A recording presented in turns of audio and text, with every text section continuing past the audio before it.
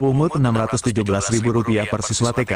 Ketua LSM Topan RI Jambi minta Kadisdik Sarolangun berhentikan kepala TK pembina Singkut. Diduga adanya pungli di salah satu sekolah taman kanak-kanak negeri pembina Singkut 2 Desa Payo Lebar, Kecamatan Singkut, Kabupaten Sarolangun, bisa berdampak pada wali yang baru enggan menyekolahkan anaknya di TK tersebut. Di TK pembina Singkut baru-baru ini menjadi keluhan dari salah satu wali murid, karena tidak sanggup membayar menyebabkan anaknya malu menghadiri acara perpisahan yang sudah ditetapkan. Wali murid inisial A kepada media mengatakan, dengan keadaan ekonomi lagi susah seperti ini, jangankan untuk membayar uang yang diminta itu, makan juga kami susah, dan lagi tentunya ekonomi wali murid tidak sama. Ada yang kaya, menengah, dan kategori tidak mampu, dan tidak ada pertimbangan keringanan dari pihak sekolah, jelasnya.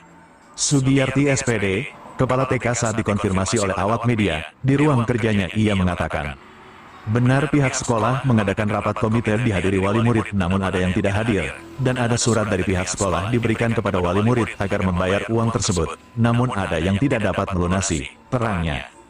Jenis-jenis keperluan dari uang tersebut, seperti biaya pembuatan sumur bor dan pagar, uang perpisahan seperti administrasi SKTB, sewa baju wisuda, foto perpisahan, dekorasi, dokumentasi, sound system, dan konsumsi, untuk anak dan orang tua wali, bagi yang tidak ikut menari tidak dibebankan, terangnya.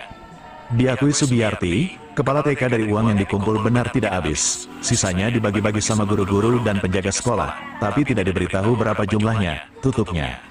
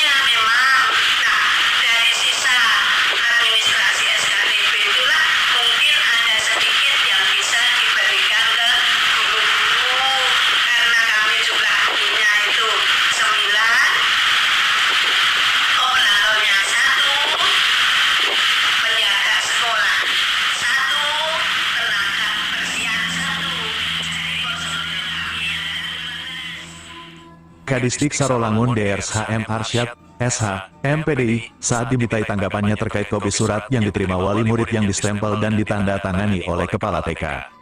Ia mengatakan, kedepannya Kepala TK tidak boleh secara langsung terlibat dengan urusan komite, dan masalah uang perpisahan juga tidak boleh menetapkan jumlahnya, harus ada pertimbangan bagi wali yang tidak mampu dan atau sukarela, jelasnya.